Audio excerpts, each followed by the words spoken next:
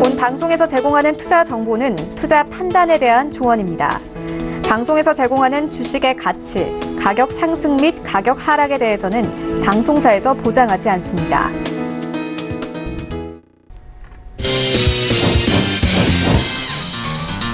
네, 오늘의 주요 헤드라인 소식입니다.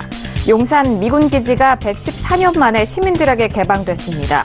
국토부와 서울시는 올 연말까지 6차례에 걸쳐 용산 기지 버스 투어를 진행하는 한편 기지 반환이 끝난 후 2027년 완공을 목표로 용산 국가공원 조성에 협력하겠다고 밝혔습니다.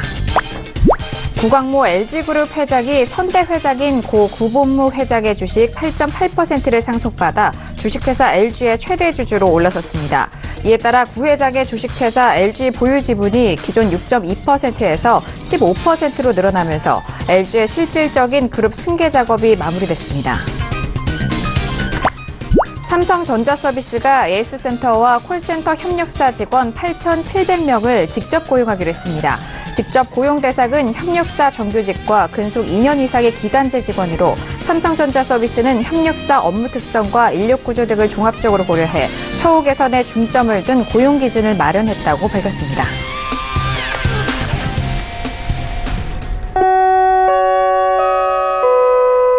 네, 안녕하세요. 평택전문 정석투자 MC 김은아입니다. 금요일장인 오늘은 양시장 모두 상승 흐름으로 마무리가 된 상황입니다. 모처럼 만에 시원한 상승 흐름을 보인 상황인데요. 자, 먼저 코스피 시장 같은 경우에는 통신과 전기가스 업종을 제외한 전 업종이 상승하면서 3%대 상승으로 마무리가 됐습니다. 코스닥 시장은 더욱더 탄력적이었는데요. 일단 역대 최대 종목들의 상승을 보여주면서 5%대 상승으로 마무리가 된 상황입니다.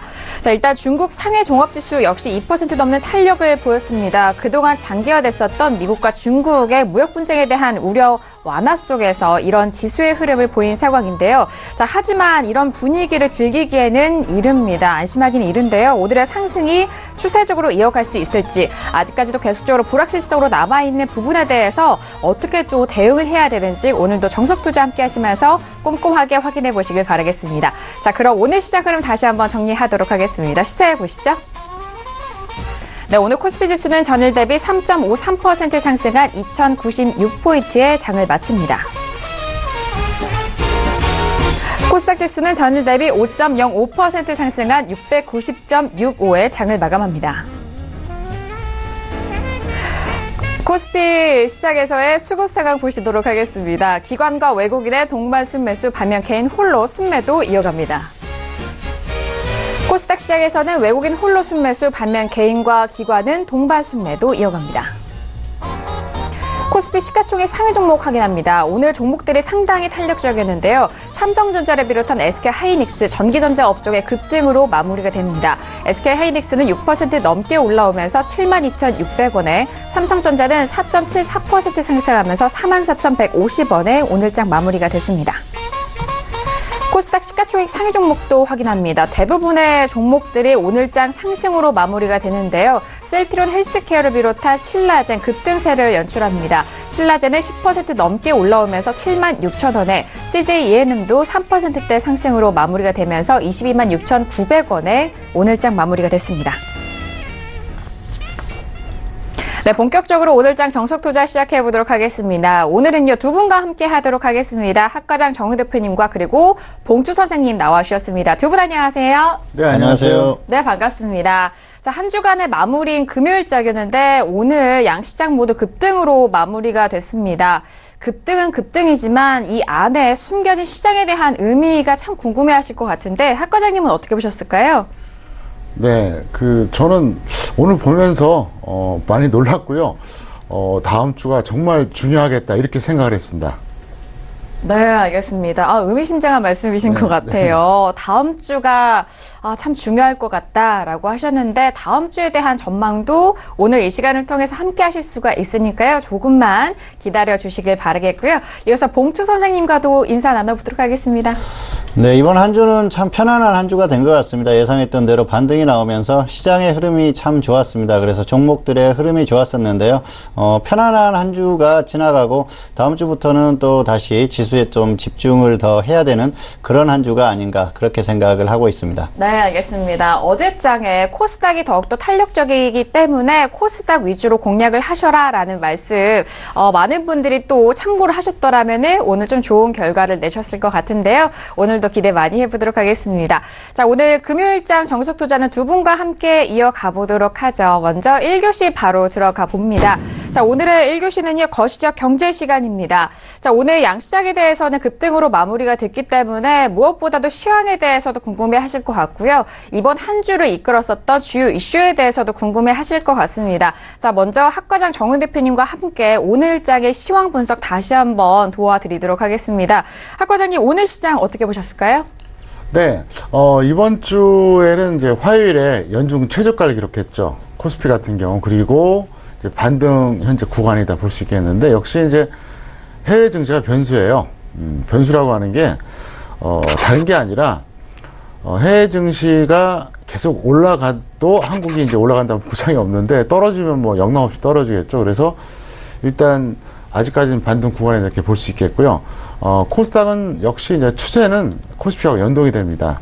다만 이제, 정말 중요한 구간이 올 것 같아서 제가 이제 말씀드리는데요. 차트 잠깐 보시겠습니다. 지금 이제 해외 증시 차트 한번 보여드리겠습니다. 이게 해외 증시예요. 이게 다우존스인데요. 다우존스인데 이제 제가 설명을 드리면 보시는 것처럼 다우존스는 10월 초에 고점 찍었죠. 10월 초입니다. 좀 더 넓게 보여드릴까요? 지난 10월 초에 고점 찍고 지금 내려갔습니다. 10월 초에요. 나스닥 보겠습니다. 이거는 8월 말입니다. 8월 말에 고점 찍고 이제 약간 좀 횡보해 줬죠. 여기서 횡보해 주다가 10월에 이제 급락하면서 이제 최근에 반등 나온 이런 상태고요. 다우존스 다시 보시겠습니다. 네. 다우존스는 이제 10월 초에 고점 찍고 이제 쫙 내려오고 이제 최근에 패턴이 비슷한데, 자, 그럼 이번에 한국 볼까요? 자, 보세요. 한국은 뭐 잘 아시는 것처럼 고점이 1월 하순입니다. 미국하고 무지막지한 차이죠. 그러니까 한국의 코스피가 비교 대상이 이제 미국의 다우존스잖아요. 그리고 이제 이번에 또 코스닥 보겠습니다. 뭐 거의 대동소이예요. 1월 말입니다. 무슨 얘기냐? 미국의 다우존스하고 나스닥은 각각 10월 초, 8월 말까지 상승할 때 한국의 현재 화면이 코스피입니다. 1월 말, 코스닥 역시 1월 말입니다. 무슨 얘기냐? 미국이 그토록 올라갈 때도 한국은 이렇게 내려왔어요. 그렇기 때문에 지금 제가 하고 싶은 말이 뭐냐면, 미국이 올라간다고 해서 한국이 올라간다는 보장이 없어요. 내려가면 같이 내려가죠. 특히 10월에 보시면은, 자, 이게 10월 구간입니다. 10월에 정말 한국 코스피 급락했죠? 이게 코스닥입니다. 현재 화면 나가는 게. 자, 코스피도 마찬가지 급락했어요. 다시 한번 미국 지수 보여드리겠습니다. 미국도 마찬가지예요. 이게 다우존스인데 10월에 이렇게 한번 엄청나게 급락을 한번 했었죠.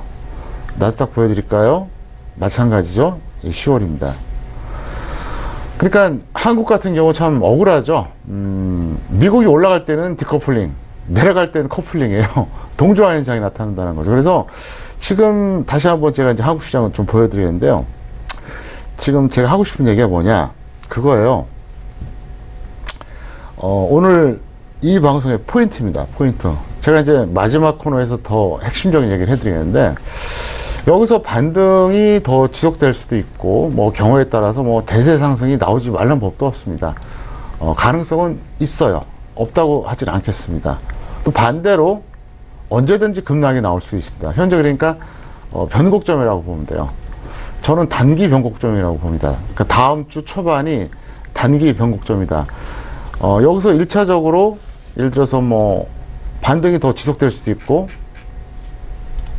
뭐 더 나아가서 뭐 계속 할 수도 있겠죠.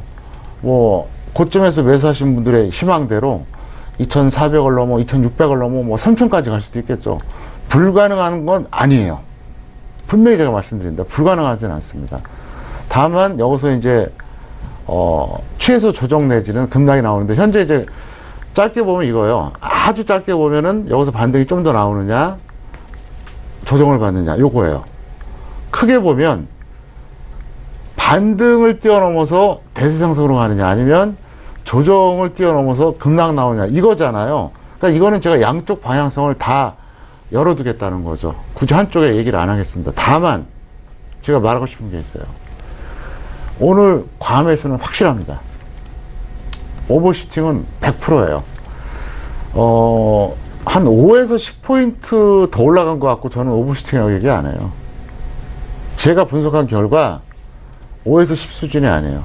그래서 제가 왜 이 얘기를 하느냐, 설령 여기서 반등이 더 지속되고 뭐 계속 상승할 수도 있겠죠.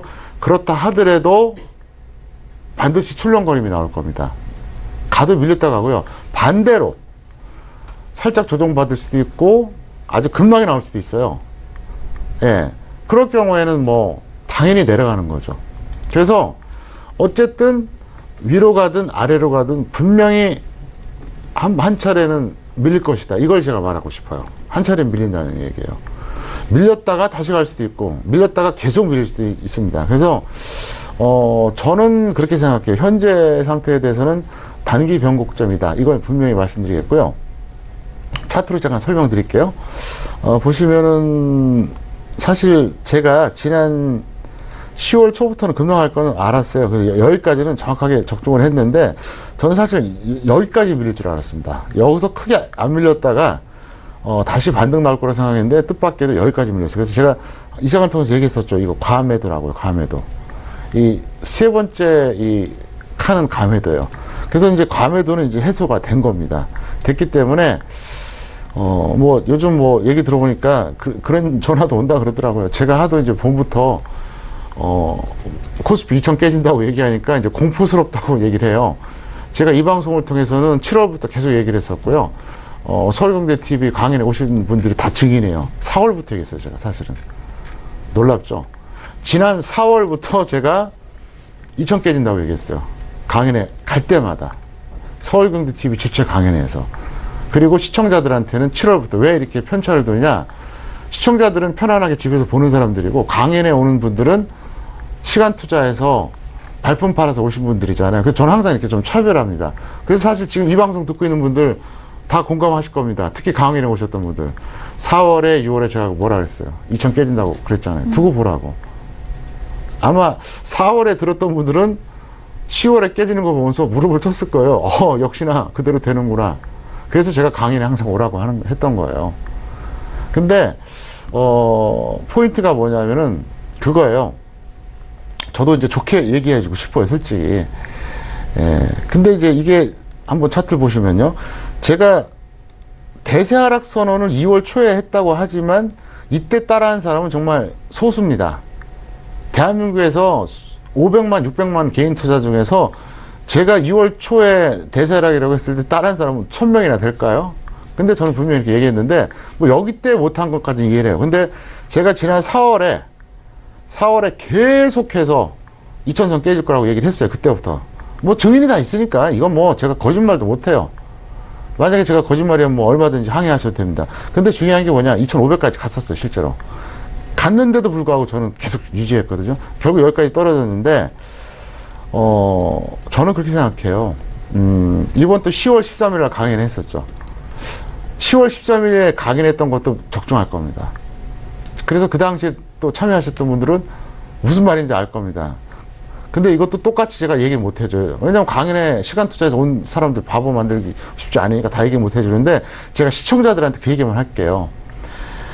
여기서 반등이 조금 더 나올 수도 있고, 그게 정도를 오버해서 과매수가 나올 수도 있는데, 아직까지는 일단은 보수적으로 보자. 여러분들 상처받을까봐 내가 말을 강하게 못하는데, 여기서 솔직한 말로 자꾸 말을 돌려하다 보니까, 왜냐하면 이제 방송사 항의 전화가 온대요. 왜 이렇게 평택천 너무 하락한다 그러냐. 근데 그게 사실 여러분들 살려주는 거예요. 그러니까 그런 전화 하시면 안 돼요. 제 덕분에 살았잖아요. 남들 2400 선대에서 중기 배팅했던 사람들 속된 말로 엄청 손해보지 않았습니까? 이 방송 보시고 잘 따라하는 사람들이 수익 났거든요. 그래서 하도 상처를 받는다니까 제가 말을 좀 조심하는데, 아직까지는 대세 상승 논하기엔 솔직히 좀 부족하고요. 반등이 여기서 얼마나 더 가냐 이건데, 제가 좀 전에 얘기했죠. 포인트. 오늘 괌에서는 확실합니다. 5에서 10포인트가 아닙니다. 그러니까 그 코스피 기준입니다. 겨우 5에서 10포인트 더 올라왔다고 제가 과매수라고 얘기하는 거 아니에요. 이게 많이 올라왔어요. 그래서 일단 거기까지만 얘기할게요. 지금 뭐 추세 얘기한다는 건 의미가 없고, 반등이 지속되더라도 밀렸다 간다. 만약에 여기서 다시 밀리면 그 하락을 기점으로 다시 한번 급락할 수 있다. 이게 포인트예요. 그래서 제가 이따 마지막 코너 시간에 좀 더 구체적인 전략을 짜드릴 테니까 그렇게 참고하시기 바라겠습니다. 어쨌든 하락한다는 거 좋아하는 사람은 없어요. 근데 저는 그렇게 생각합니다. 상승과 하락을 다 활용해야만 진정한 투자입니다. 내가 태어나서 어느 시점에 주식을 투자해요. 내가 죽을 때까지 지수가 오르면 좋겠죠. 근데 그런 투자 없어요. 하도 증권사라든가 뭐 주식 전문가들이 맨날 매수 홀딩만 주장하다 보니까 거기에 너무 익숙해져 있어요. 그리고 투자자들이 게을러요. 머리 굴려갖고 막 신경 써가지고 고점일 때 던지고 저점일 때 매수, 이거 해야 되는데 무작정 매수하고 홀딩한다는 거 아주 나쁜 겁니다. 그렇게 투자해서 돈 벌 것 같으면 누가 못 버냐고요. 날리는 게 바보죠. 그리고 제가 그 얘기 했었죠. 주식 투자를 시작해서 만 5년이 지났을 때 성공한 사람 딱 5%예요. 5%. 통계학적으로 나와요.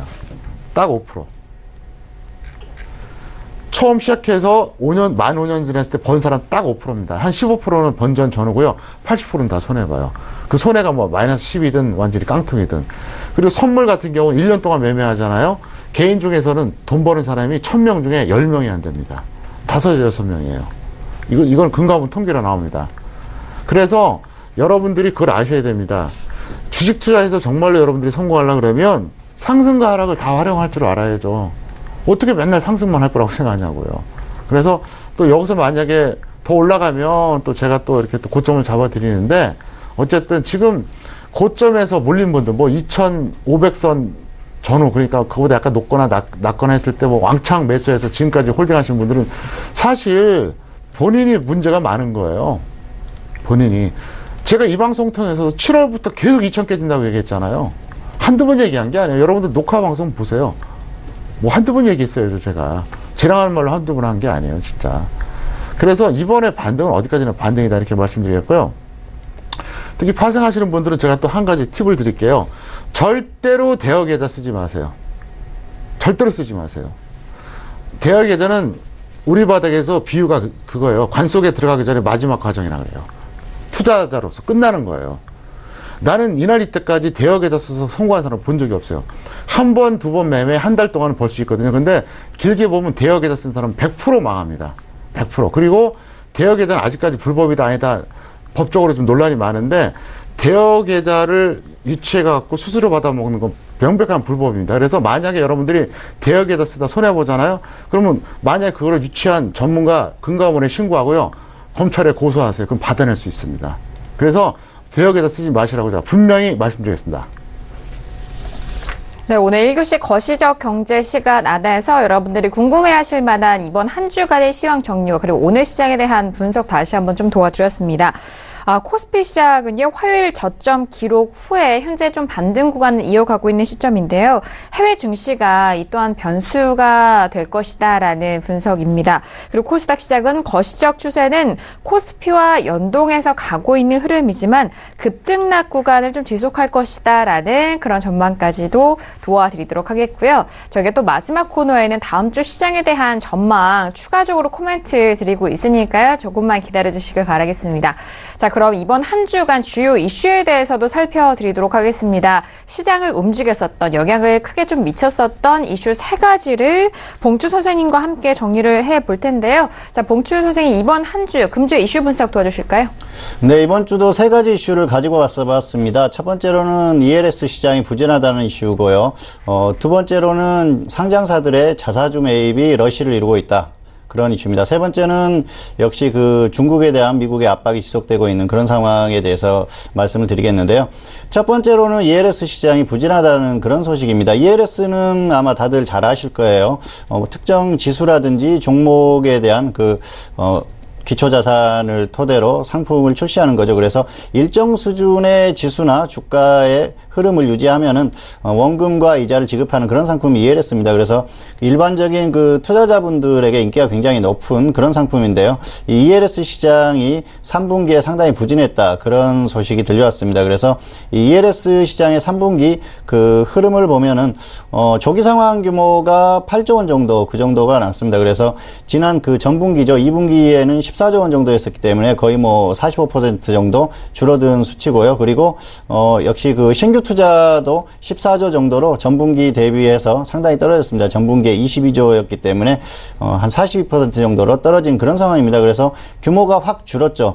이런 흐름들은 역시 신규 투자가 줄어든 것은 조기 상환이 줄어들었기 때문에 그랬을 수밖에 없습니다. 조기 상환을 받아서 다시 재투자를 해야 되는데 그런 것들이 많이 줄어들었다. 그렇게 볼 수가 있는 것이죠. 이런 흐름 자체는 전반적으로 시장의 분위기가 좋지 않기 때문에 이런 흐름이 나온다. 그렇게 볼 수가 있겠습니다. 왜냐하면은 지수대가 계속해서 글로벌 증시가 좋지 않은 그런 흐름이었지 않습니까? 그래서 계속 하락하는 흐름이었었기 때문에 그런 부분에서 조기 상환이 이루어지기가 힘들었었겠죠. 왜냐하면은 조기 상환이라는 것은 최초 설정 시기보다 3개월, 6개월, 9개월 뭐 이런 식으로 설정을 합니다. 그래서 90%, 85%, 80% 이 정도를 유지를 해줘야 되는데 그 아래로 내려갔기 때문에 조기 상환이 되지 않았던 것이죠. 그래서 그런 부분이 이런 시장의 흐름을 만들었던 것이고요. 중요한 건 홍콩 H지수가 상당히 중요한 역할을 하는데요. 왜냐하면은 전체 ELS 발행 규모 중에서 그 H지수가 42조 정도 됩니다. 그래서 전체 시장에서 25% 정도를 차지하기 때문에 굉장히 큰 부분을 차지하는 거죠. 그런데 H지수가 최근에 급락을 했었죠. 6월 이후에. 그래서 그런 조건을 충족하지 못한 그런 흐름이 나왔다. 그렇게 볼 수가 있겠습니다. 그리고 이런 부분이 계속해서 이어지면은 굉장히 또 좋지 않은 그런 흐름이 나올 수가 있겠죠. 2015년 5월이었었죠. 당시에 H지수가 급락하면서 갑자기 50% 이상 하락해서 녹인 조건이 충족되면서 당시에 원금 손실을 보신 분들이 상당히 많았습니다. 그래서 50%나 45%, 55% 이렇게 자유롭게 정할 수 있습니다만은 그 기준을 터치를 하게 되면은 만기 시에 지수가 하락한 만큼 원금의 손실을 보게 됩니다. 그래서 시장의 투자자들이 지금 굉장히 좀 불안한 그런 흐름을 보이고 있을 거예요. 왜냐하면은 지수 자체가 글로벌 증시가 계속 좋지 않은 흐름을 보이기 때문에 반드시 그 이상을 유지한다. 그렇게 장담하기가 어려운 흐름이었습니다. 그래서 지금은 그 시장에 대한 불안감들이 있고요. 그리고 역시 ELS에 대한 또 신규 투자도 좀 줄어드는 것이 아닌가 그렇게 볼 수가 있겠습니다. 그래서 시장이 불안한 한 단면을 보여주는 게 바로 ELS 시장의 부진이다. 그렇게 볼 수가 있겠습니다. 두 번째로는 상장사들의 자사주 매입 러시인데요. 10월 한 달 동안 상장사들이 자사주 매입을 굉장히 많이 했습니다. 그래서 뭐 넷마블을 비롯해서 30개 이상 넘는 기업들이 자사주 매입을 많이 했습니다. 30일이었었죠. 넷마블이 2천억 규모의 자사주 매입을 발표했었고요. 그리고 30개가 넘는 기업들이 자사주 매입을 발표했습니다. 그리고 또 그 자사주 신탁 계약을 체결한 기업들도 많았는데 전반적으로 이런 발표를 하고 나서 주가들이 조금 상승하는 흐름이 나왔어요. 그리고 1일이었죠. 셀트리온이 970억대의 자사주 매입을 발표했고요. 셀트리온 헬스케어 역시 970억 정도의 자사주 매입을 발표했습니다. 그래서 주가가 좀 반등하면서 시장이 조금 그 지지되는 그런 흐름을 보인다. 그렇게 평가를 하는 것 같습니다. 그런데 자사주를 매입을 해서 지수가 상승했다기보다는 지수가 반등하는 과정에서 이런 뉴스가 나오면서 호재로 작용해서 좀 강하게 반등이 나왔다. 그렇게 보는 게 맞을 것 같습니다. 왜냐하면은 지금 최근에 또 지수가 이번 주에 반등이 나왔지 않습니까? 그런 과정에서 종목들이 조금 더 상승이 나왔지 그렇지 않고 단순히 자사주 매입으로 주가가 반등했다. 그렇게 보기는 좀 어려운 흐름이다. 그렇게 볼 수가 있겠죠. 그리고 넷마블이나 셀트리온의 시가총액에 비해서 자사주 매입 규모가 현저히 작습니다. 그래서 주가의 흐름에 영향을 미칠 만한 그 정도 흐름은 아니다. 그렇게 볼 수가 있겠고요. 자사주 매입이 반드시 호재는 아닙니다. 왜냐하면은 지금 현재 시장이 좋고 종목들이 자체적으로 그냥 상승할 수 있다고 하면 자사주 매입을 할 필요가 없겠죠. 자사주 매입이라는 것은 지금 우리 기업이 주가가 상승할 만한 그런 흐름이 아니고 요인이 없다. 그런 것들을 자인하는 꼴이나 마찬가지입니다. 자사주 매입을 하지 않으면은 주가가 상승하기 어렵기 때문에 자사주 매입을 하는 것이기 때문에 그에 대해서 호재로 인식하는 건 좀 잘못됐다. 그렇게 볼 수가 있겠고요. 현재 시장이 워낙 좋지 않기 때문에 이런 조치들이 많이 나온다. 그렇게 인식을 하는 게 맞을 것 같습니다. 그래서 이 역시도 현재 시장에 좋지 않은 흐름을 대변한다. 그렇게 분석을 할 수 있을 것 같습니다. 세 번째는 미중 무역 갈등이 지속된다는 그런 이슈인데요. 트럼프 대통령이 2일이었죠. 시진핑 국가주석하고 통화를 했고 무역 합의에 대해서 상당히 오랜 시간 통화를 했다. 그리고 또 북한 관련 문제에도 협의하는 통화를 했다. 뭐 그런 뉴스가 나왔습니다. 그래서 시장에서 이런 것들을 호재로 받아들인 것 같습니다. 그리고 이전에 트럼프 대통령이 인터뷰에서 중국과 위대한 합의를 할 것이다. 그런 발표를 했었습니다. 그런데 위대한 합의라고 하면 역시 미국의 위대한 결과를 가져올 수 있는 그런 합의겠죠. 트럼프 대통령은 결코 손해보는 그런 합의는 하지 않을 겁니다. 그런데 중국이 그걸 따라주느냐, 그런 게 문제가 되겠죠. 그런데, 트럼프 대통령의 이런 발언과는 다르게 최근에 미국의 어떤 행동들을 보면은 조금 다르다, 그렇게 볼 수가 있겠죠. 최근에 블룸버그 통신이 그런 얘기를 했었죠. G20에서 중국과 합의를 하지 않으면은 나머지 중국산 수입품 2,670억 달러에 대해서 관세를 때릴 것이다. 그런 발표를 했었고요. 그리고 미국 상무부에서 최근에 중국의 푸젠지나 반도체에 제재 조치를 취했습니다. 미국 기업들과의 거래를 하지 못하게 하는 그런 제재를 취했는데요. 이게 좀 중요한 부분입니다. 왜냐하면은 푸젠지나 반도체 같은 경우에는 중국의 어떤 반도체 굴기의 중심에 있는 그런 기업입니다. 그래서 반도체 D램을 생산하는 기업인데요. 현재 시험 생산을 하고 있습니다. 그리고 내년에 대량 생산을 하려고 준비를 하고 있는 상태였는데 문제는 반도체를 생산하고 더 설비를 갖춰야 되는데 글로벌 설비 업체들 톱5가 미국 기업들이 많다는 겁니다. 1위, 2위, 5위 업체가 미국 기업들이기 때문에 미국 기업의 설비를 가지고 오지 않고서는 절대로 제대로 된 반도체를 생산할 수가 없는 것이죠. 현재 지금 시험 생산하는 정도의 생산을 할 수 있겠지만은 앞으로 더 확장하기는 힘들어지는 겁니다. 그래서 내년을 어떤 반도체 굴기의 원년으로 삼으려는 중국의 어떤 그런 계획에 차질이 발생할 수밖에 없는 흐름입니다. 중국의 거래를 하게 되면 푸젠지나와 어떤 거래를 하게 되면 반드시 상무부의 허가를 맡아야 되기 때문에 거래를 못하게 한 거나 마찬가지입니다. 그래서 지금 흐름이 상당히 좋지 않다, 그렇게 볼 수가 있겠고요. 결국은 이런 여러 가지 흐름을 봤을 때는 미국 입장에서는 중국에서 정말 제대로 아주 큰 뭔가 혜택을 주지 않으면 합의를 이루기 어렵지 않나, 그렇게 생각을 합니다. 그리고 그동안 우리가 트럼프 대통령의 꾸준한 성향이나 행동들, 그런 패턴들을 봤지 않습니까? 말은 뭐 그렇게 아주 합의를 하겠다 이렇게 좋게 얘기했지만은 결국은 다시 말을 뒤집기도 하고 제재 조치를 더 강하게 취하기도 했지 않습니까? 결과는 두고 봐야 합니다. 그래서 단기적으로는 이런 발언들이 이슈가 되고 호재가 되겠지만은 중장기적으로는 역시 결과가 나와봐야 한다, 그렇게 볼 수가 있겠고요. 역시 중국이 정말 큰 상처를 입고도 미국과의 합의를 하지 않으면은 큰 합의는 이루어지기 어렵지 않나, 그렇게 판단을 하고 있습니다. 오늘도 세 가지 이슈를 살펴봤는데요. 이미 시장에서 좋지 않은 흐름을 보이는 이슈가 있고요. 그리고 앞으로 좋지 않을 그런 방향으로 갈 수 있는 그런 이슈가 있었습니다. 그래서 아직까지는 뭐 시장에 정말 장기적으로 큰 호재가 될 만한 그런 이슈가 없기 때문에 여전히 시장의 흐름은 불투명하고 좀 어려운 장이 아닌가, 그렇게 결론을 내릴 수가 있을 것 같습니다. 네, 알겠습니다. 이번 금주의 이슈 분석을 다시 한번 좀 정리하면서 이번 한 주간의 시장에 대한 흐름도 잘 살펴볼 수가 있었습니다. 하지만 이 이슈들에 대한 부분은 여전히 진행 중에 있는 부분도 있기 때문에 오늘 또 정리해 주신 내용에 대해서 다시 한번 참고해 보시길 바라겠습니다. 자, 이어서 선생님 질문 있어요 시간으로 바로 넘어가 볼게요. 자, 이번 한 주도 다양한 질문들이 많이 올라왔고요. 그 안에 장학생과 그리고 재수강생에 대한 선정을 오늘 도와드리도록 하겠습니다. 자, 그럼 금주의 장학생부터 먼저 화면 통해서 확인합니다. 네, 금주의 장학생인데요. 첫 번째 시청자분은 끝자리 8537님이고요. 두 번째 시청자분은 끝자리 1928님이 선정이 되셨습니다. 먼저 축하드리고요. 지금 두 분의 시청자분이 지금 선정이 되셨는데, 첫 번째 시청자분은 학과장 정대표님이 꼽아주신 시청자분이세요. 끝자리 8537님이고요. 매수하신 종목이 넷마블을 질문을 주신 것 같은데, 학과장님, 이 질문이 장학생으로 뽑힌 이유가 어떻게 될까요? 네, 이분은 철저하게 시황을 잘 고려하신 거예요. 그러니까, 아무 때나 매수한 게 아니죠.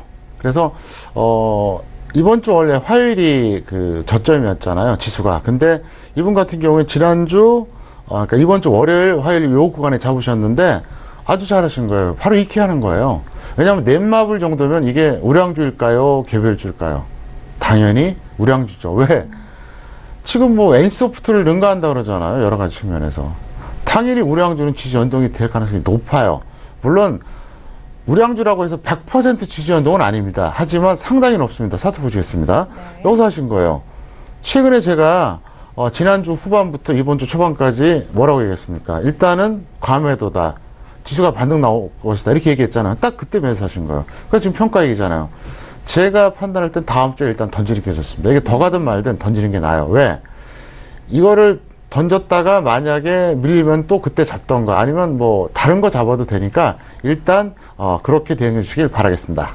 네, 알겠습니다. 학 과장님 선정해주신 장학생입니다. 넷마블을 매수하신 부분인데 93,000원에 비중 30%를 좀 들어가셨고 일단 시황을 고려한 과정이 합리적인 예측 매수에 대해서 과정에 대해서 다시 한번 리뷰를 해드렸어요. 일단 다음 주에는 좀 정리하시는 것이 더욱더 유효한 시점이니까요. 참고하시길 바라겠습니다. 자, 이어서 봉추 선생님이 또 선정해주신 시청자분도 만나보도록 할게요. 끝자리 1928님의 질문이고요. 지금 KB금융을 매수를 하신 분이네요. 어떤 이유에서 선정해 주셨을까요? 네, 이분은 매수를 아주 잘하셨습니다. 굉장히 저점 매수를 잘하셨고요. 비중도 적당합니다. 그렇기 때문에 상당히 잘한 매수다 그렇게 볼 수가 있겠고요. 시황을 고려한 매매라고 할 수가 있겠죠. 왜냐하면은 이번 주는 지수가 반등할 수 있는 그런 구간이었거든요. 그래서 충분히 매수할 수 있는 그런 시점에 매수를 하셨습니다. 그래서 여러 가지를 고려했을 때 상당히 잘한 매수죠.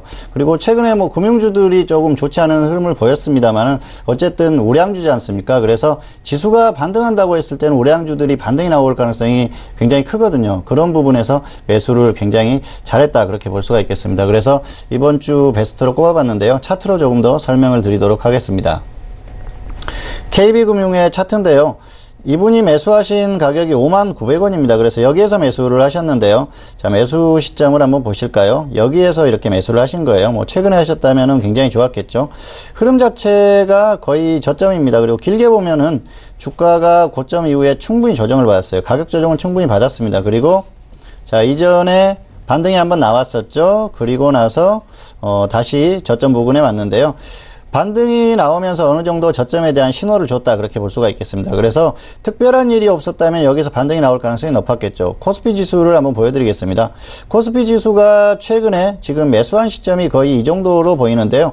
이 정도면은 지금 반등이 나올 시기였었거든요. 사실 조금 더 밀려서 그랬지 반등이 먼저 나왔어도 이상할 것이 없었던 상황입니다. 그리고 결국은 반등이 나왔었지 않습니까? 그렇기 때문에 이 시기에 매수를 했다는 건 상당히 잘한 겁니다. 그리고 가격적으로 보면은 뭐 이보다 더 매수를 잘할 수는 없었겠죠. 이 정도면 충분합니다.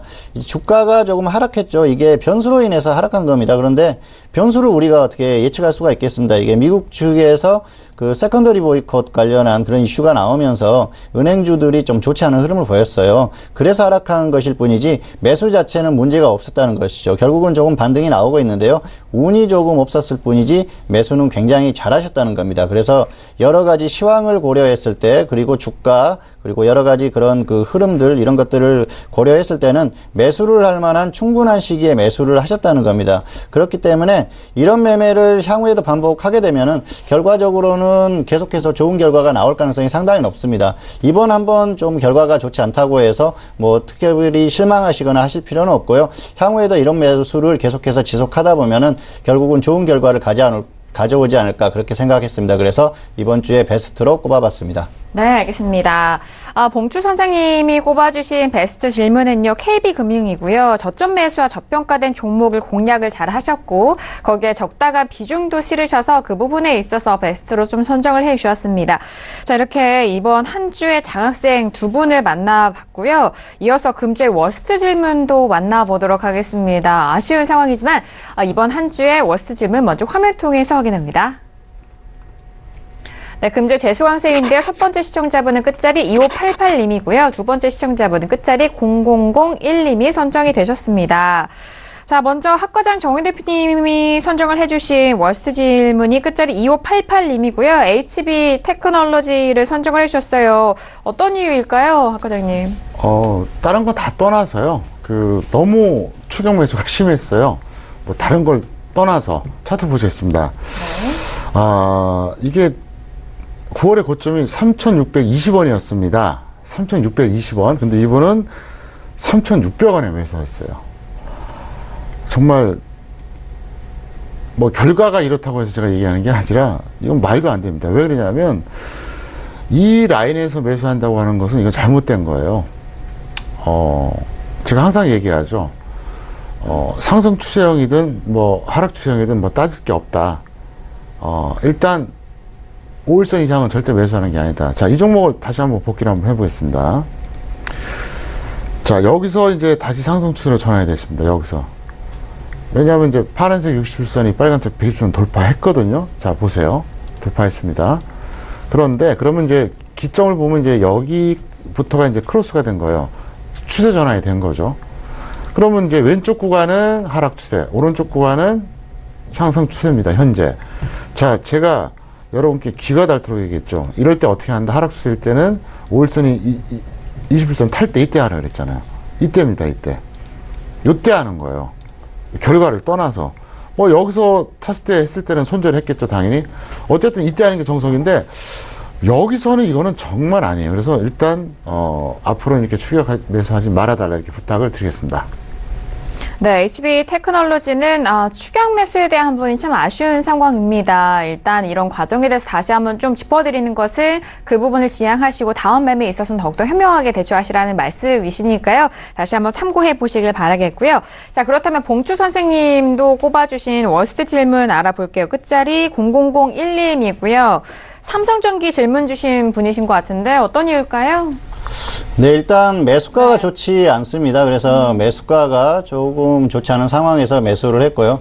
사실 그 삼성전기가 최근까지 흐름이 굉장히 좋았어요. 그래서 아마 관심을 가진 분들이 굉장히 많으셨을 겁니다. 그리고 지금 이 한 분이 질문을 하셨지만 다른 분들도 이런 비슷한 위치에서 매수를 하신 분들이 많을 것 같아요. 그런데 이제 이렇게 급등한 종목은 고점에서 매수를 하시면 안 됩니다. 특히 가격 조정이 충분히 받지 않은 상태에서 매수를 한다면 상당히 위험하겠죠. 그래서 매수가가 일단 좋지 않다 말씀을 드리고 싶고요. 기술적으로도 좋지 않았어요. 충분히 조정을 받았어야 되는데 누누이 말씀을 드렸는데 차트를 보면서 설명을 드리겠습니다만은 61선을 이탈했는데 그냥 매수를 하셔서 결국은 120선을 이탈했지 않습니까? 뭐 지수의 영향도 있겠지만은 종목의 자체적인 어떤 그 흐름에 있어서도 충분히 조정을 받을 가능성이 있었거든요. 그런데 급하게 매수를 하셨습니다. 그리고 비중이 90%입니다.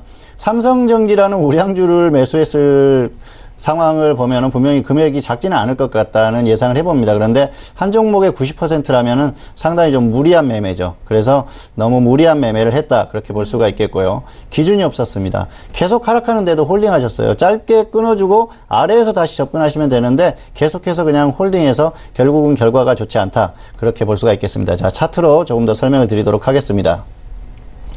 145,500원에 매수를 하셨는데요. 여기에서 매수를 하신 겁니다. 그렇다고 하면은 자, 여기에서 매수를 하셨죠. 여기나 여기입니다. 그런데 보면은 지금 계속해서 말씀을 드렸었지 않습니까? 상승 추세에 있는 종목 아닙니까? 61선이 120선 위에 있죠. 그래서 이랬을 때는 통계적으로 봤을 때 120선 이탈 가능성이 상당히 높다고 말씀을 드렸는데요. 결국은 120선 이탈을 했습니다.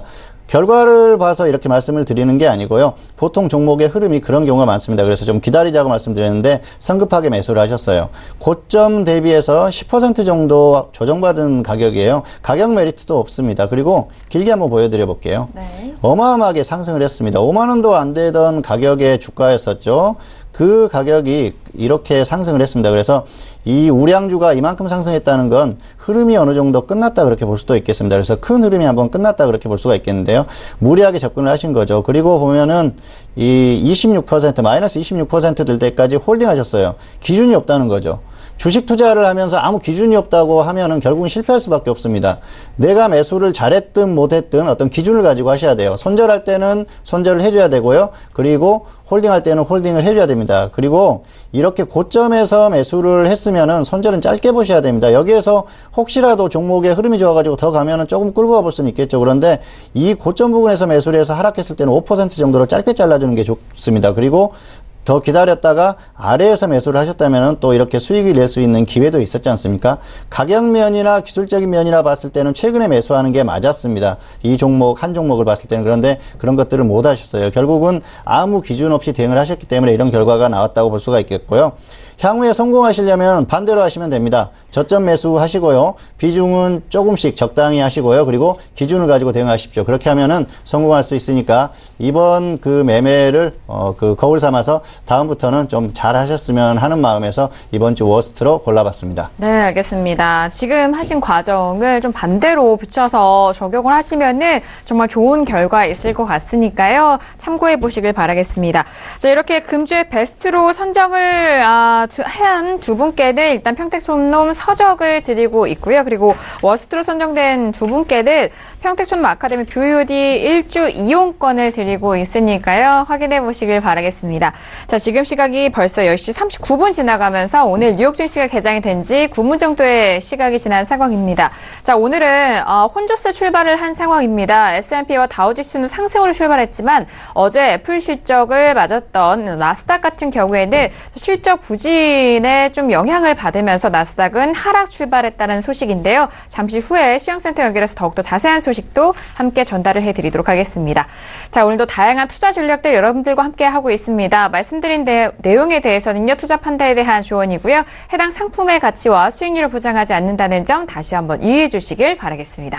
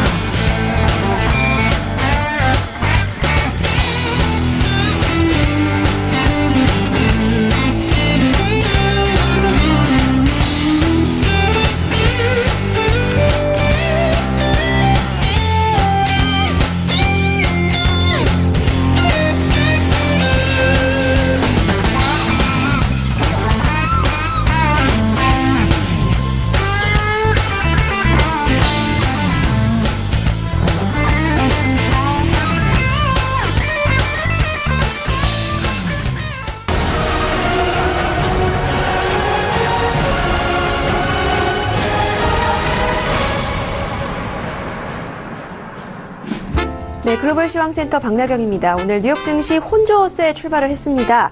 네, 다우 지수 같은 경우에 제목을 보시다시피 Dow jumps more than 100 points after strong jobs report, but Apple's loss drags down the Nasdaq이라고 보실 수 있는데요.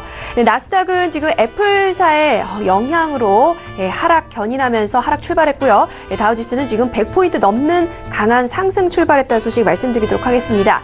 네, 애플 이야기가 언급된 만큼 먼저 좀 말씀을 드리면요. 네, 불확실성이 좀 고조되고 있다는 분석입니다. 이 4분기 전망도 좋지 않고요. 네, 시총 1조 달러가 미만 떨어질 것이다 라는 이야기들도 들려오고 있습니다. 네, 그러면서 개장 전 벌써 7% 정도 하락세 나타나고 있고요. 또 매출 전망이죠. 이 가이던스도 좀 실망스럽다라는 분석 나오고 있습니다. 또 아이폰의 지금 판매가 좀 실적 부진한 것으로 나타나면서 이 미국 증시를 떠받치는 대장주 중에 하나인 애플사의 이런 모습으로 인해서 이 투자자들의 불안감이 좀 높아지고 있다는 소식입니다. 네, 그리고 다음 기사에서는 말씀을 드리겠지만 이 미국의 고용 지표 부분에서 또 이번 증시에도 좀 영향을 끼쳤다라는 부분, 호조세 부분이 이제 상승 견인했다는 소식이고요. 그리고 트럼프 대통령과 시진핑 주석이 이제 전화 통화를 통해서 무역 이야기와 또 북한 이야기를 좀 긍정적으로 했다라는 이 부분도 좀 상승 탄력을 넣었다라는 분석입니다. 네, 다음 기사 보면서 말씀을 드리도록 하겠습니다. 네, 중국 증시 상황입니다. 네.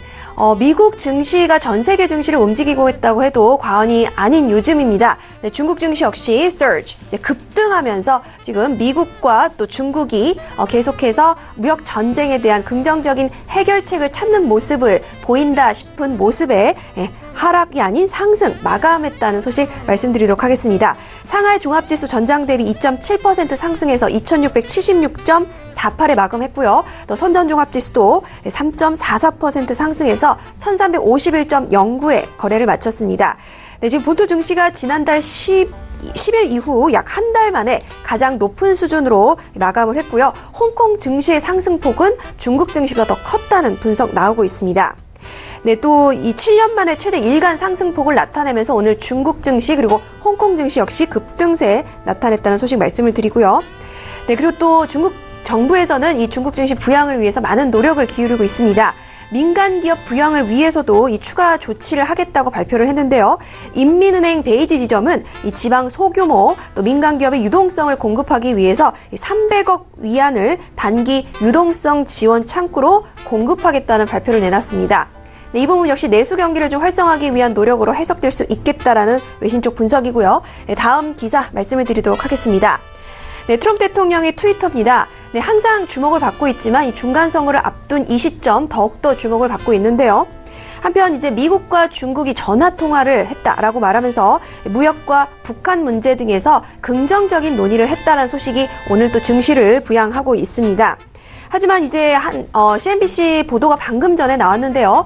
미국 고위 관료의 말에 의하면 아직 갈 길이 멀다. 확실하게 정한 것은 없다. 보도가 틀렸다라는 이야기도 들려오고 있습니다. 네, 그렇기 때문에 앞으로 또 향후 상황을 좀 더 지켜봐야 할 것 같고요. 또 주요 참모들에게 무역 분쟁의 휴전이 될 만한 이런 잠정적인 무역 협상안 초안을 작성하라고 지시했다는 보도 역시 이어지고 있습니다. 이 G20이죠. 이 부에노스 아이레스에서 개최되는 이 G20 기간 동안에 별도 회담이 이뤄지기로 했습니다. 근데 이 부분을 이제 만찬 회담으로 격상시킬 것이다라는 이야기도 함께 들려오고 있는데요. 하지만 한편에서는 미국 중간 선거를 앞두고 트럼프 대통령이 관심 끌기에 나선 것이다라는 분석도 이어지고 있고 또 중국과의 협상을 자신이 이끌어가고 있다라는 인상을 주기 위한 것이다라는 의견도 나오고 있습니다. 하지만 진심으로 이 트위터의 내용을 보면 이 무역전쟁 종료를 누구보다도 간절하게 원하고 있는 사람이 바로 트럼프다라는 분석도 함께 나오고 있습니다. 네, 그렇기 때문에 앞으로 무역 긴장이 그래도 다소 좀 완화될 것이다라는 전망이 더 많이 나오고 있는 것 같고요. 또 내심 지금 미국 경제 부정적인 압력에 대해서 많은 압박을 받고 있을 것이다라는 외신 쪽의 이야기도 들려오고 있습니다. 네, 이어서 오늘 또 다른 상승 견인 요인이었던 고용 지표 말씀을 드리고자 하겠습니다. 네, 지난 10월 미국 비농업 부문의 고용이 시장 예상보다 큰 폭으로 증가를 했습니다. 시간당 임금 증가율은 금융 위기 이후 처음으로 연간 기준으로 3%를 넘어섰는데요. 네, 10월 비농업 부문 고용이 보시다시피 25만 명 정도 증가했다고 밝혔고요. 네, 월스트리트 저널 조사치는 18만 8천 명이었습니다. 네, 이런 고용 지표 호조 속에 오늘 뉴욕 증시 상승 견인했다는 소식 말씀을 드리면서 정리하도록 하겠습니다. 이상 글로벌 시황센터 박나경이었습니다.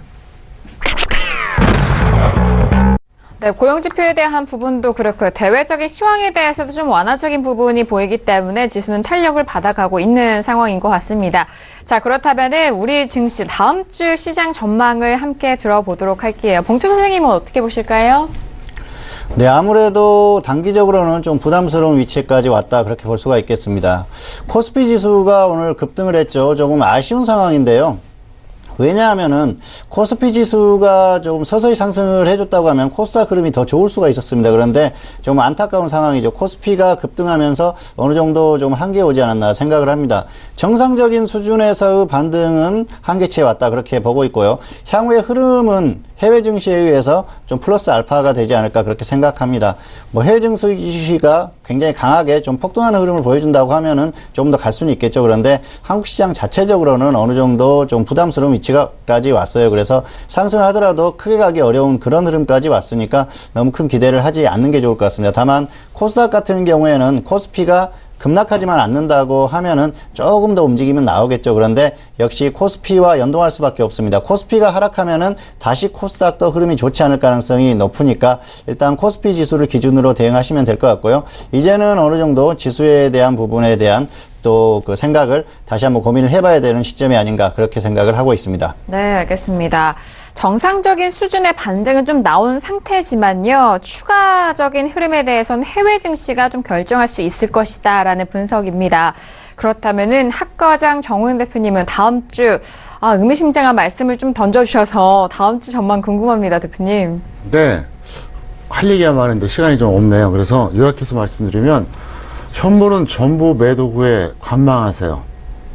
전부 매도 후에 관망. 여기서 밀리면 뭐 가방한 게 잘한 거고요. 매도한 게. 올라가도 잡을 주식 엄청나게 많습니다. 왜냐하면 서울경제TV 시청자들은 뭐 빠르면 2,550선대, 뭐 늦어도 2,400선대에서 제가 2,000 깨진다고 수도 없이 얘기했기 때문에 여기서 지수가 올라가면 아직도 널리는 종목이 많아요. 바닥형이. 그러니까 급할 게 없고요. 파생을 하방 배팅 하세요. 그리고 좀 전에 뭐 트럼프 관련된 뉴스도 나왔지만 트럼프의 최종 목적은 11월 중간선거가 아니라 2020년 대선입니다. 더 쥐어짤 겁니다. 그리고 트럼프가 빨리 끝내고 싶다 그랬는데 그건 뭐냐? 완전히 중국을 굴복시키는 걸 원하는 거예요. 그래서 제가 항상 얘기했잖아요. 작년 봄부터 올해 봄까지 얘기했습니다. 제가 미중 무역 전쟁은 반드시 일어난다. 왜? 트럼프 특성 때문에 그런 거예요. 트럼프는 절대로 절충하지 않습니다. 그리고 차트 잠깐 보시겠습니다. 뭐 간략하게 얘기해 드릴게요. 보시면 지금 여기서 이제 이게 코스피 지수인데 그거예요. 2100선이 넘어간다고 해도 여기서 다시 밀리느냐, 이제 더 반등 지속하냐 이건데, 제가 볼 때는 어쨌든 올라가더라도 밀렸다 올라가고요. 아니면 다시 떨어질 겁니다. 더 극단적으로 얘기해 드릴까요? 그냥 제가 이제 그 초반에는 일부러 제가 하도 상처받아갖고 제가 얘기를 안 했는데, 속된 말로요, 여기서 한 10포인트에서 15포인트 단위로 올라갈 때마다 선물 매도 쫙 깔아놓으세요. 볼 수 있습니다. 자, 4월 강연회 때 오셨던 분들, 제 예측이 전망 적중했죠? 2000선 깨진다고 분명히 4월에 얘기했습니다. 10월 13일 강연회 오셨던 분들, 그것도 맞을 겁니다. 장단까지 못해더라도 제 예측이 결국 맞을 겁니다. 그러니까 여러분들 꼭 참고하시길 바랍니다. 네, 현물에 대해서는 다음 주장에 좀 정리하시는 것이 더욱더 유효하고요. 파생은 하방향을 좀 시도해보자라는 말씀까지 꼼꼼하게 확인해 보시길 바라겠습니다. 자, 오늘 함께해 주신 두 분과는요, 여기서 인사 나누도록 하겠습니다. 두 분 오늘 말씀 감사합니다. 네, 오늘도 금요일장 다양한 투자 전략 여러분들과 함께했습니다. 말씀드린 내용에 대해서는요, 투자 판단에 대한 조언이고요. 해당 상품의 가치와 수익률을 보장하지 않는다는 점 다시 한번 유의해 주시길 바라겠습니다.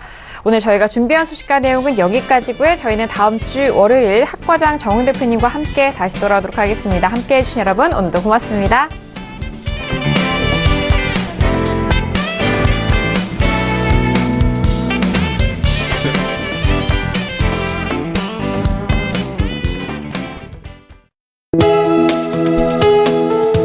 방송에서 제공하는 투자 정보는 투자 판단에 대한 조언입니다.